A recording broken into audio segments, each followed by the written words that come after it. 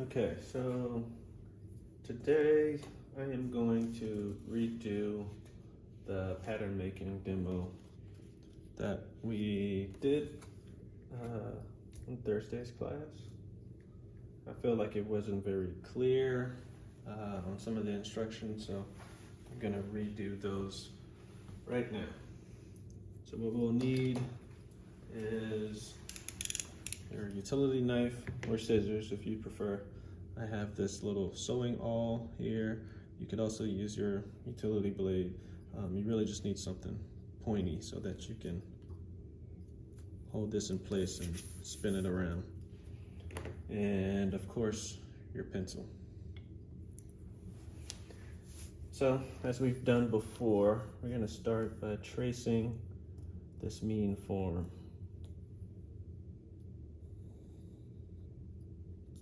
Okay. And again, I am going to be designing a very simple loafer.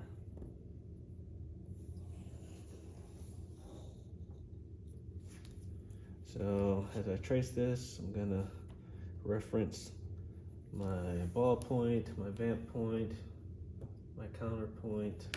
I'm gonna use this awl to poke a hole at the quarter point, right? Then I'll use my straight edge to connect those points.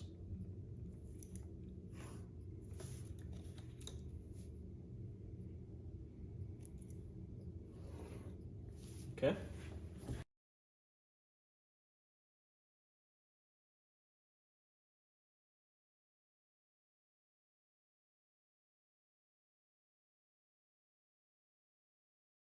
All right, so I'm gonna measure that 4 millimeters here.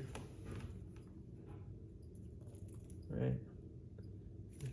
Just so happens to be really close to my quarter point here. I'm gonna mark that there. Mark that here. And then mark that here. And I'll use my straight edge to connect those dots. Like so. All right, so as you can see, it's starting to take shape, right? So you have this quarter line, which will be the top of my quarter, right? And then you're starting to design this tongue here. Now, considering this is a loafer, I need to decide where I want my instep to begin, right? So how high do I want this tongue to go? Again, this is a loafer, so it doesn't really matter. I can make this a really long tongue, which might look a little weird. I can make this a shorter tongue.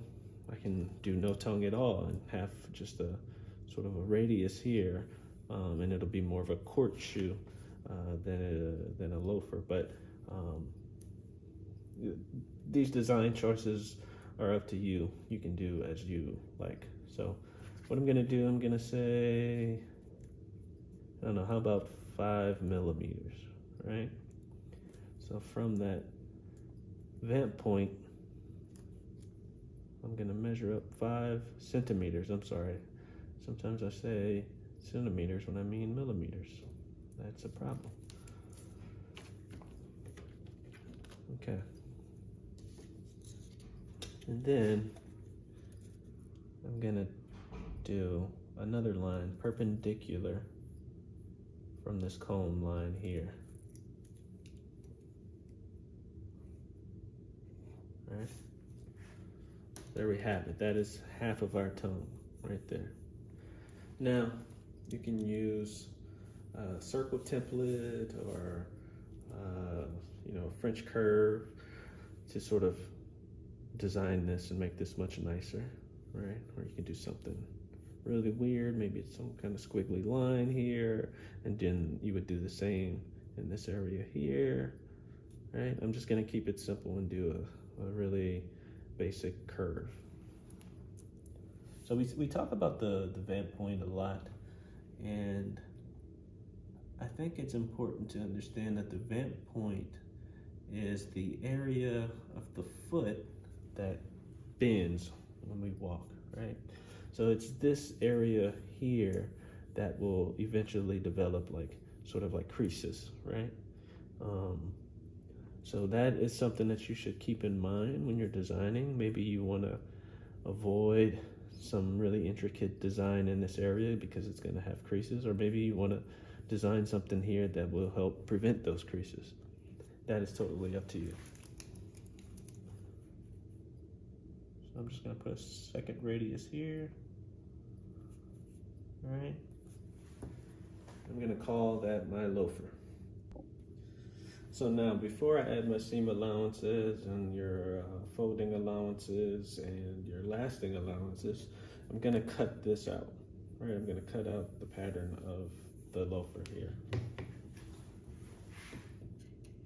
Again, you can use your knife, X-Acto, or scissors, whatever you're more comfortable with.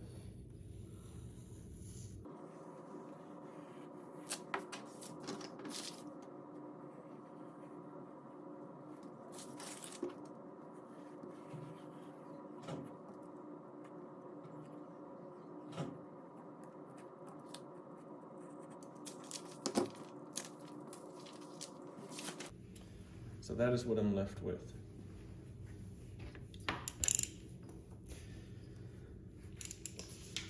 Okay, so now what I'm going to do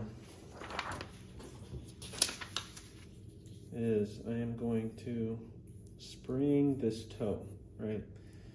Because what has to happen is, because this is going to be a symmetrical pattern and this is only half of the pattern, I want this to be a straight edge so that I can fold it along a sheet of paper, cut it out, and then open it up, and it'll be the same mirrored shape.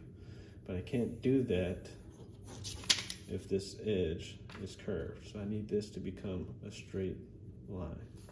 And this is how we make this a straight line. So I'm gonna take the cutout that we just did, and I'm gonna trace it.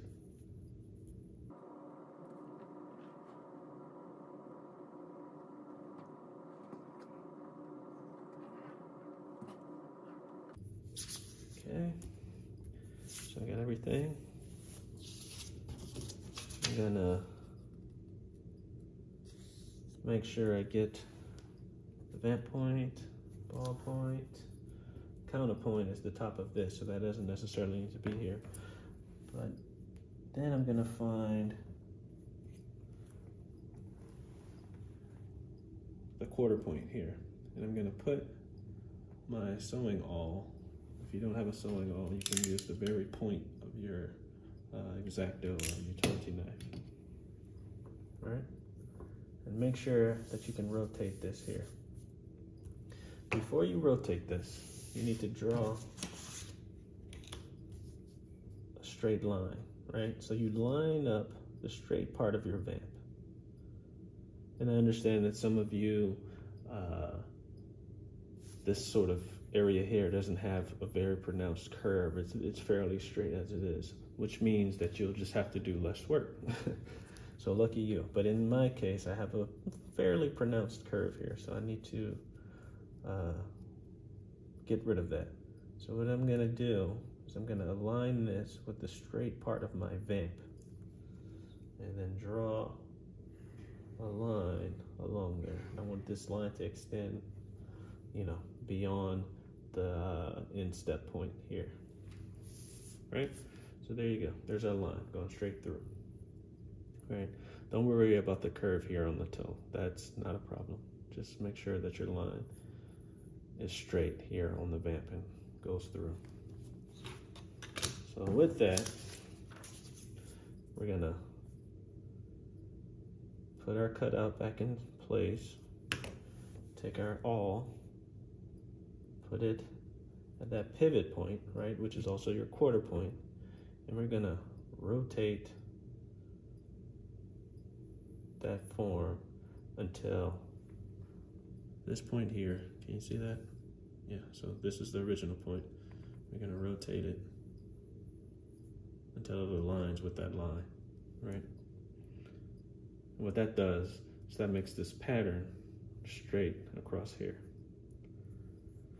So now what you're gonna do is, right, so here, this line's kind of faint, so I'm gonna trace over it. So this is the original edge of the form before we rotated it, right? As you can see, over on this end here, you have that much difference, right, due to the rotation. And what we're gonna do, we're just gonna trace, starting at the vamp point here. We're gonna trace this new edge, right? I should have done this in another color so you can see the difference, but I'll just trace over there in a second. Okay, so now you have this new edge. And I'm sorry, my pencil is not very sharp. Okay, so I just cleaned up that line a little bit. Now I'll take this red pencil to trace the new shape.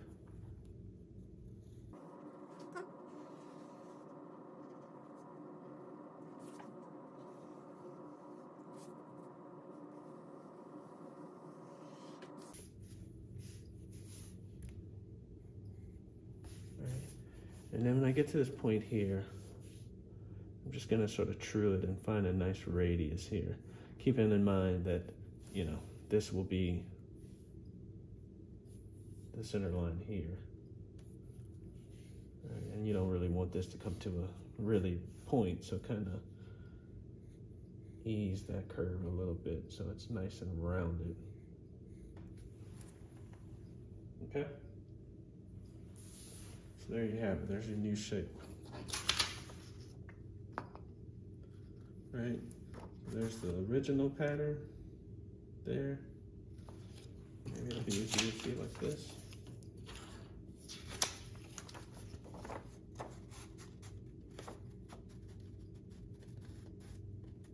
That's the original pattern. And then we adjusted it, rotated it. So now that we have that straight line across the top here. And then what I'm gonna do is I'm gonna cut this out because I'll need a larger sheet of paper, or I'll have to tape 2 sheets of paper together so that I can trace it again and then unfold it, and you'll have one piece. All right. And then I'm gonna fold it along that line. Actually, I'm gonna fold it this way.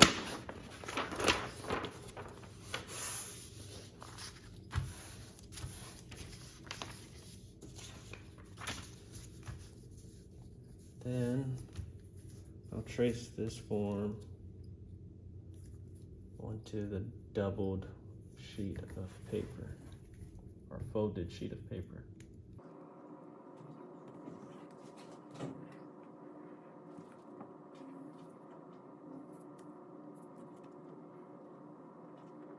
Okay.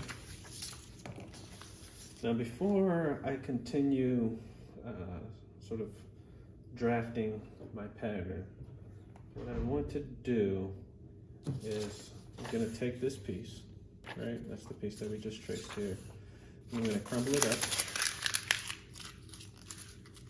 Right? And if you remember, the reason we crumbled up paper is to make it a little more malleable. Right? And of course, uncrumble it.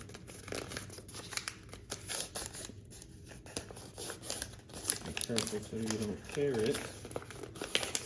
And then I'm going to lay this onto my glass just to sort of check my work and see how I'm going before I continue down this path.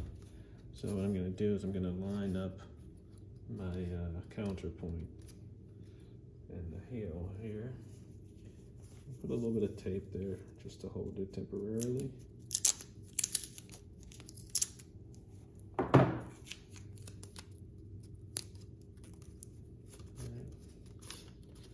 You may not be able to see it, but there's a line here so that I can line up my center line. Jeez. Okay. So then I'm just gonna let this ride along the feather edge and see how it fits. Now, you have to recognize that in the end, this is paper. And it has its limits. Although we do fold it and ball it up and it is a little bit more flexible, it's not fabric, but you can kind of see how it's starting to take shape, right? And if I were to put a bit of tape around here on the bottom to hold it along that feather edge and really start to pull on this paper, you'll see that it's starting to align and take shape. Okay. So I think I'm happy with that. Now let's add our seam allowances and lasting allowances. And I already see a problem here. I didn't give myself enough room for the full lasting allowance. So do as I say, not as I do. So right here, we're gonna measure 10 millimeters for your seam allowances, right? So that's 10 for seam allowance, and then there's 5 millimeters for your folding allowance, right? And a folding allowance would be, say, let's say I did not want a raw edge along here, right? I could extend this up 5 millimeters, right? And then fold that over and either glue it in place or do a really close stitch along this edge, right? And it'll have a nice rolled edge, a nice clean finish, but I'm not gonna do that here. But if you wanted to do that, just remember that a folding allowance is 5 millimeters. It's half of your sewing allowance. And then we need to mark your lasting allowance, right? You know, your lasting allowance is the extra material on the bottom of your pattern that will allow you to wrap this around the bottom, okay? So everything we've done thus far ends on the feather edge, right? We want to give ourselves a bit extra so that we can wrap it around and underneath the last. And for that, I tend to do about 20 millimeters, right? If you want to give yourself a little extra, you can go 25 millimeters. So 20, 25 millimeters for your lasting allowance. Uh-oh. I'm gonna have to switch pencils here. All right, my lasting allowance. Okay, I got a new pencil. I'm gonna start my drafting on this pattern, okay? So here's that seam allowance. Again, this design only has a single seam. That is called a hole cut. Many of you have patterns with multiple pieces. In theory, it's the same. You just have to design the seams where those different pieces, connect, right? So when doing so, in fact, for that reason, I'm gonna design a second seam here, just so I can give you an example of how to do that. So I'm not gonna spend a whole lot of time making this pretty, but okay. Now we have a two-piece pattern, right? This is piece 1, this is piece 2. And in fact, because this is only half, it'll be a 3-piece pattern. So you'll have 2 quarters and 1 vamp, right? I'm gonna do 20 millimeters. Again, you can give yourself a little bit extra, but as you'll come to learn when lasting, having extra material in there can be a gift and a curse, right? Because one, it gives you a bit more to pull on, right? You can get a little bit more leverage when you're trying to stretch around the toe. But then you have to do something with that material. You know, it could increase the possibility of getting pleats. And again, I didn't give myself enough room here. Make sure you do give yourself enough room when you're drafting your pattern. So if you have a foot that's larger than maybe a size 10, you may want to work on 11 by 17 sheets of paper rather than this legal size. But it's okay. It'll just be cut off at the toe, and in the end, I'll add a piece. Okay, so now we're gonna extend our lines, sort of connect these dots. All right, so what do we do at these points here? So of course, because this is gonna be one piece, you want to extend that design line to the edge of your lasting allowance.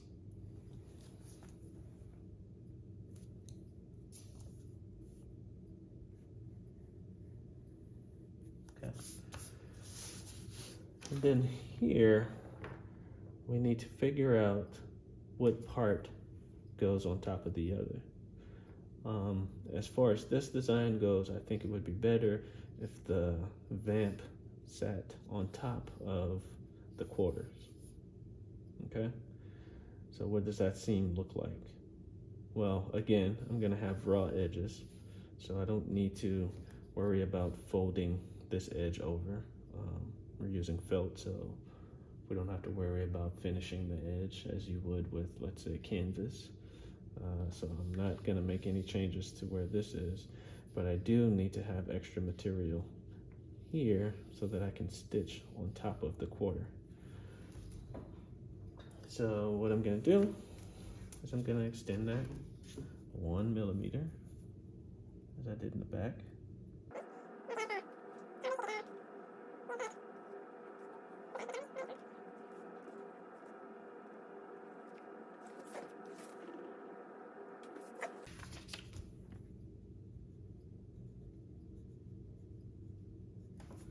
Okay, so now we have our finish edge, and we have our seam allowance here shown as a dotted line.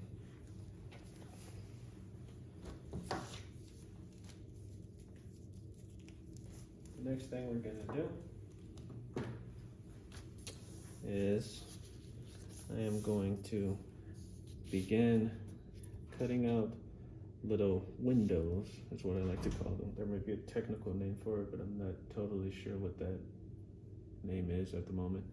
I'll put it on the screen if I figure it out. But basically you cut these little windows so that when you're tracing this onto your material of choice, you can make marks for the sewing allowances, the seam allowances, the design lines, the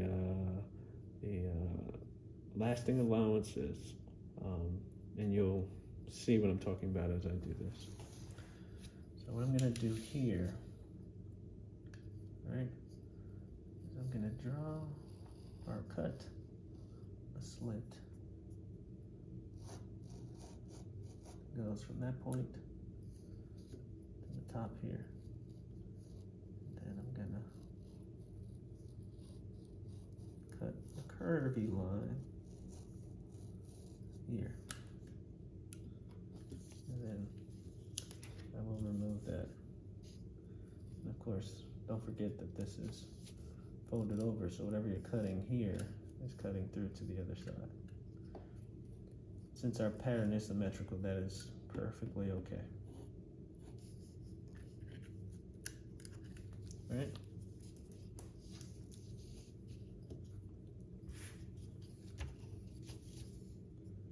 And the same here.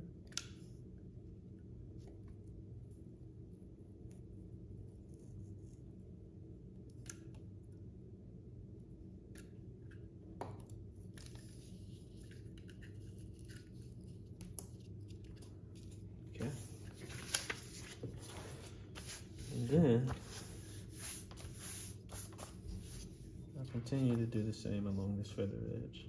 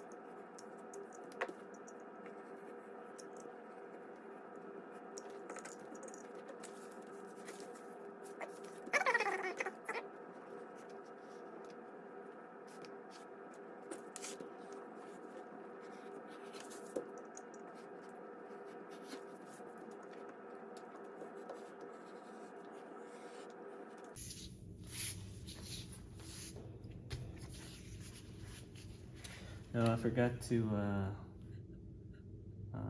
make a mark for this seam allowance here, so I'm gonna go ahead and do that.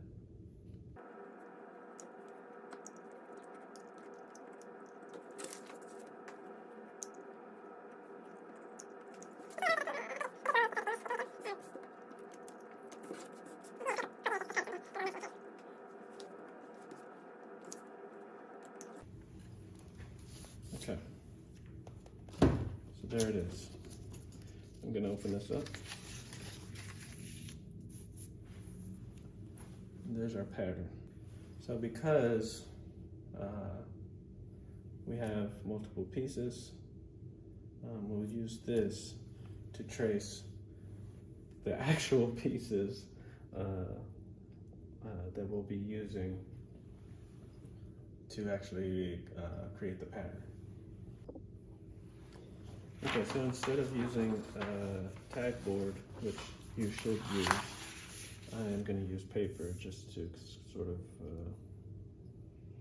not waste the tag board. So I'm going to begin to trace the pattern through these cutouts, right? So remember, these little ones are the seam allowance for the quarters. This bigger cutout is the cutout for the edge of the vamp here. And I'm also going to give myself a little extra room here so I can fix this this radius here that was cut off.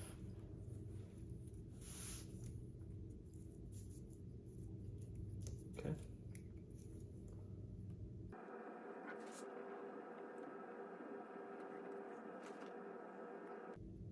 And again, I know that I'm tracing the smooth side and not this weird sort of curvy side.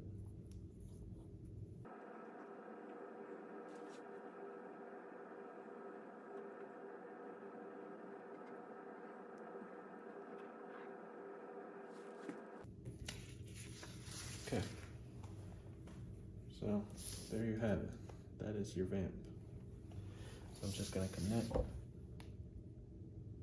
these points here. And of course you can fold this along the line and just cut one side. In fact, that's what I'm gonna do. I'm gonna fold this. This is recycled paper, by the way.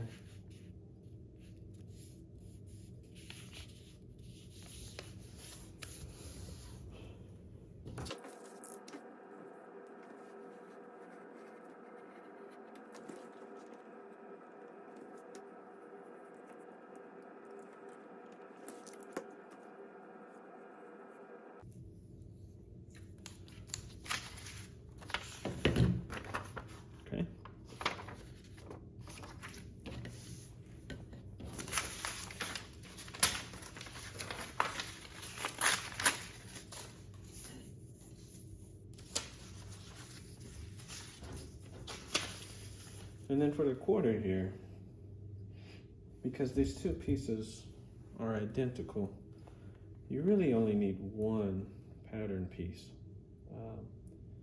But you need to note on here that this is for both sides, right? Medial and lateral sides. It's sort of like a pattern piece for a sleeve, right? If the sleeves are identical, you don't need two pieces that are the same.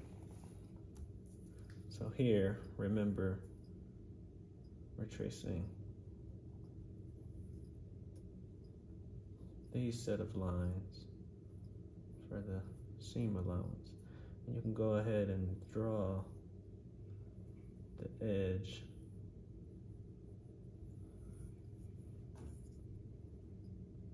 of the vamp there so that you can reference it in your pattern, right?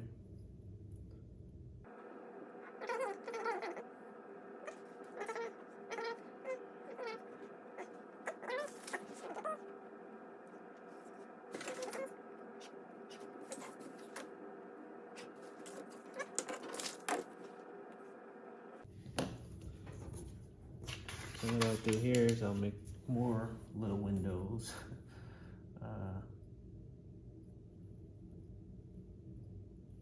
So that I can mark this on the material that I choose to use in the end.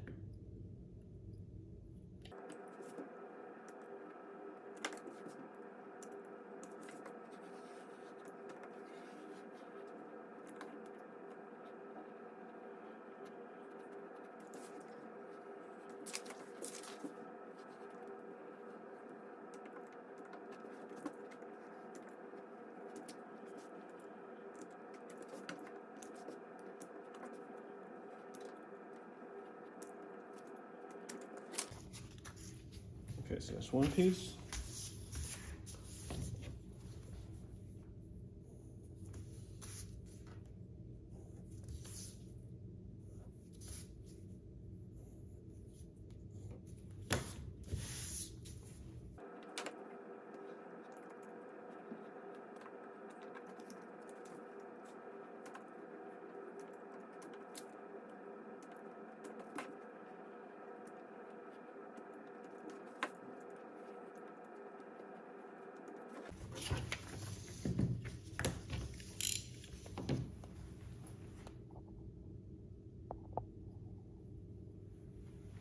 Okay, so here we are, our two final pattern pieces, right? So you see we have our vamp here, and we have our little windows to trace our lasting allowance onto our final material. And we have the same here with our quarter. And again, this quarter represents the medial and lateral quarter. And then we have our little window here to show the edge of the vamp, right? So that lines up something like that. Okay. And then the lasting allowance and the seam allowance on the back. There you have it. There's your pattern.